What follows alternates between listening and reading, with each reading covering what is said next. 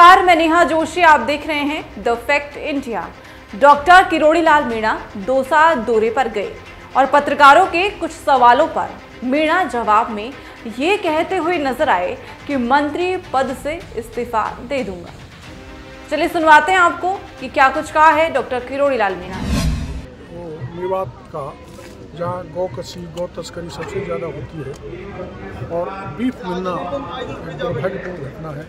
वो हमारी माता है। ट्राइबल एरिया में उदयपुर में बहुत धर्मांतरण हुआ है। अगर राष्ट्रीय स्वयंसेवक संघ और इसके सह संगठन नहीं होते तो धर्मांतरण बड़े पैमाने पर हो जाता। 24 और 25 को माननीय मुख्यमंत्री जी और मैं ईस्टर्न राजस्थान के जिलों में सड़क मार्ग से घूमेंगे, जहाँ जहाँ ERCP अपने इलाके में आइए और उनको जानकारी देंगे ERCP का क्या क्या फ़ायदा, किस किस को मिलने वाला है, कितना पानी कहाँ कहाँ जाना है। सर, अलवर में बीफ मंडी का मामला सामने आया है। किस तरह की कार्रवाई सरकार की हो रही है? क्या होना चाहिए ऐसे? बीफ गाय पकड़ी गई है, गाय का मांस बेचा जाता है। देखो, आप जानते हो कोई क्षेत्र ऐसा है जो मेवात का जहाँ गौ तस्करी सबसे ज़्यादा होती है और बीफ मिलना एक दुर्भाग्यपूर्ण घटना है। वो हमारी माता है और जो भी ऐसे शरारती तत्व हैं उनके खिलाफ सख्त कार्रवाई की जाए। पूर्व कैबिनेट मंत्री महेंद्र सिंह मालवीय बीजेपी में शामिल हो गए और काफ़ी आरोप लगाए हैं उन्होंने CM गहलोत के ऊपर। मैं इस बारे में कुछ नहीं कहना चाहता। लेकिन भरतपुर में धर्मांतरण हो रहा है, 10,000 लोगों का धर्मांतरण हुआ है। भरतपुर तो एक उदाहरण है, सब जगह पूरे देश में ही हो रहा है। नॉर्थ ईस्ट में बहुत हुआ है। ट्राइबल एरिया में उदयपुर में बहुत धर्मांतरण हुआ है। अगर राष्ट्रीय स्वयंसेवक संघ और इसके सह संगठन नहीं होते तो धर्मांतरण बड़े पैमाने पर हो जाता। हमारी विचारधारा ही ऐसी है जो धर्मांतरण को रोक रही है। जो किसी बहकावे में आ जाती है उनको समझाने का काम कर रहे हैं और धर्म में बने रहें और प्रलोभन दे के दबाव डाल के जो धर्मांतरण किया जा रहा है उनके खिलाफ कानूनी प्रावधान है, सख्त कार्रवाई की जाए। राहुल गांधी भी आ रहे हैं न्याय यात्रा को लेकर। न्याय यात्रा राजस्थान में आने वाली है, धौलपुर में होकर गुजरेगी। देखो, ऐसा है, वो उनका एक राजनीतिक पॉलिटिकल कार्यक्रम है, मैं उसका विरोध नहीं करता। लेकिन यहाँ होकर भी राहुल गांधी जी निकले थे और हमने सब मुद्दे उनको उस समय दिए थे। अलवर में घेर के बताए थे। हमारे खिलाफ मुकदमा भी लग गया। किसानों की परेशानी क्या है, जवानों की क्या है, बेरोजगारों के पेपर लीक हो रहे हैं और भ्रष्टाचार चरम पर है। उन्होंने हमारी बात नहीं सुनी। जनता ने सत्ता परिवर्तन कर लिया।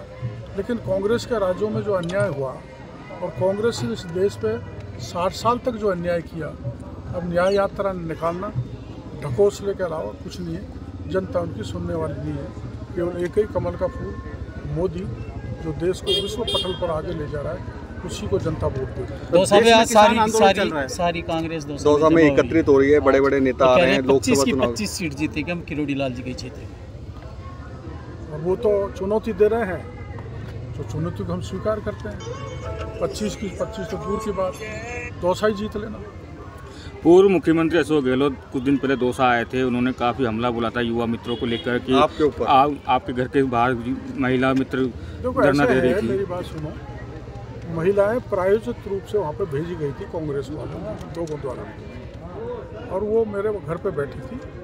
मैंने संबंधित अधिकारी को डांटा उस पर कि लोकतंत्र में आंदोलन करना अधिकार है। महिलाओं को मेरे बिना विश्वास में लिए वहाँ से हटाया गया और मैंने उनके खिलाफ जो जिसने भी उठाया, मैंने पत्र लिख दिया है DGP को कि ये मैं पसंद नहीं करता। कम से कम धंधा जो महिलाएं दे रही थी उनको जवाब मैं देता।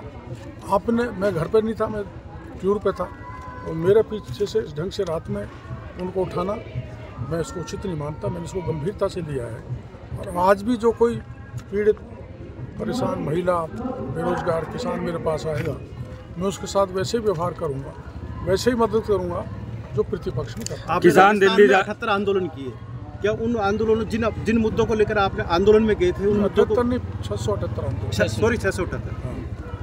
क्या उन मुद्दों को भी आप उठाएंगे? उठाएंगे ना, उठा रहे हैं ना। आपने देखा RS का पेपर बच्चे चाहते थे पोस्टपोन हो, कांग्रेस नहीं करती थी, पेपर लीक करा देती थी।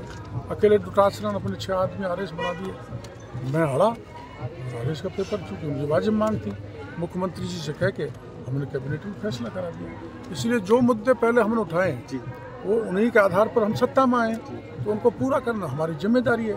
जहाँ गफलत में अफसर डालेंगे सरकार को, तो सरकार को जगाने की मेरी जिम्मेदारी है। एक कार्यक्रम में और आपको बता रहा हूँ, अभी फाइनल नहीं हुआ है, लेकिन 24 और 25 को माननीय मुख्यमंत्री जी और मैं ईस्टर्न राजस्थान के जिलों में सड़क मार्ग से घूमेंगे, जहाँ जहाँ ERCP अपने इलाके में आई है, और उनको जानकारी देंगे ERCP का क्या क्या फ़ायदा, किस किस को मिलने वाला है, कितना पानी कहाँ कहाँ जाना है। और 24-25 का टेंटेटिव है, वो फाइनल होगा। तो हमारे मुख्यमंत्री जी बिल्कुल जयपुर से घर घर जनता के दस्तक देंगे। मैं भी उनके साथ रहूँगा, संगठन के लोग भी रहेंगे, संबंधित विधायक भी रहेंगे। एक बहुत बड़ा कार्यक्रम होगा जो 10 जिलों में मुख्यमंत्री बाई रोड जाएंगे। किसान दिल्ली की तरफ कूच किया है एक बार फिर MSP की मांग को हमने भी घनी बार कूच किया जयपुर की तरफ, लेकिन हमने लोकतांत्रिक तरीके से, हिंसा नहीं फैले। आपको पता है करीबन 50-60 हज़ार लोग मीना हाईकोर्ट में थे, उनमें से 10-20 हज़ार जयपुर की तरफ कूच किए थे। पुलिस ने वहाँ रोक दिया, हम रुक गए, पुलिस से हमने समझौता करा लिया, क्योंकि हिंसा से किसी समस्या का समाधान नहीं निकलता। अहिंसा और गांधीवादी तरीके से ही रास्ता निकाला जा सकता है। इसलिए मैं किसानों से अपील करूँगा कि अहिंसात्मक तरीके से आंदोलन करें, उनका अधिकार है, लेकिन हिंसा नहीं हो, सब बातचीत से ही रास्ता निकलेगा। आप ERCP के जनक रहे हैं, इसमें कुछ और बदलाव चाहते हैं या जो बदलाव हो रहा है मैंने बता दिया है। और बताया ये कि महुआ में टुडाना के बीच में नांदना टुडाना का एक पहाड़ बनता है, वहाँ पर एक बांध बनना चाहिए, तो बांध का सर्वे हो रहा है। और अपना ये जो चांदराना का बांध है, उसमें पानी गिर के उस पानी को बाणगंगा में डाला जाए, फेड़ भरतपुर तक, वो जुड़ रहा है। और हमारे बाकी के बांध भी जुड़ रहे हैं। आप पहले 12 बांध छोड़ दिए थे, हाँ 12 बांध, अब उसमें से 9 बांधों को जोड़ा जा रहा है। और हमारा सबसे ज़्यादा पानी मेरी समझ में दौसा के बांधों में। सर एक सवाल और है, ऐसी खबरें आ रही हैं जिन मंत्रियों पर आपराधिक मुकदमे दर्ज हैं उनकी के मंत्री पद जा सकता है। अब मेरे पे बहुत ज़्यादा है लेकिन वो लोक आंदोलन जो किए हुए हैं उनके कारण राजनीतिक दुर्भावना से लगे हुए हैं मुकदमे। कुछ में चालान हो गया, कुछ में कोर्ट में चल रहे हैं, कुछ पेंडिंग है। अगर ऐसी कोई बात आएगी तो हम इस्तीफा दे देंगे, हमारा क्या दिक्कत है। कैटेगरी अलग अलग होगी। आप विपक्ष में रहे हैं, लोगों को देखकर आंदोलन करने की इच्छा होती है, आप अपने आप को कैसे रोक पा रहे होंगे? रोक रहा हूँ, रोक भी रहा हूँ और कर भी रहा हूँ। आपने कभी किसी मंत्री को ऐसे नहीं देखा होगा कि जो धरना RS दे रहे थे उनके मैं धरने पर चला गया था और उनको भरोसा दे के आया था। सत्ता में रहने वाला मंत्री डरता है, मैं पब्लिक से फेस करता हूँ और उनको समाधान देता हूँ। अब ये उन्होंने क्यों कहा, क्या पूरा मामला है, इसको अगर जाने तो डॉक्टर किरोड़ी लाल मीणा पर कई आपराधिक मामले लगे हुए हैं।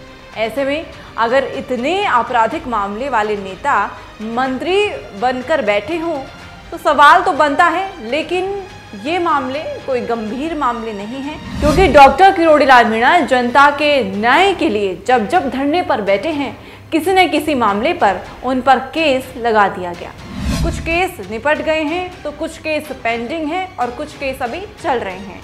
बहरहाल अब नए CM भजन लाल शर्मा बनने के बाद डॉक्टर किरोड़ी लाल मीणा के लिए कहा जा रहा था कि बाबा नाराज चल रहे हैं, लेकिन अब पूर्वी राजस्थान में बाबा और भजन लाल की जोड़ी एक साथ नजर आएगी।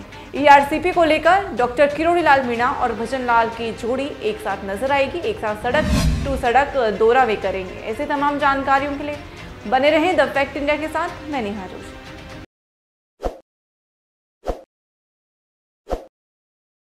ताज़ा खबरों के लिए विजिट करें द फैक्ट इंडिया की वेबसाइट और डाउनलोड करें द फैक्ट इंडिया ऐप।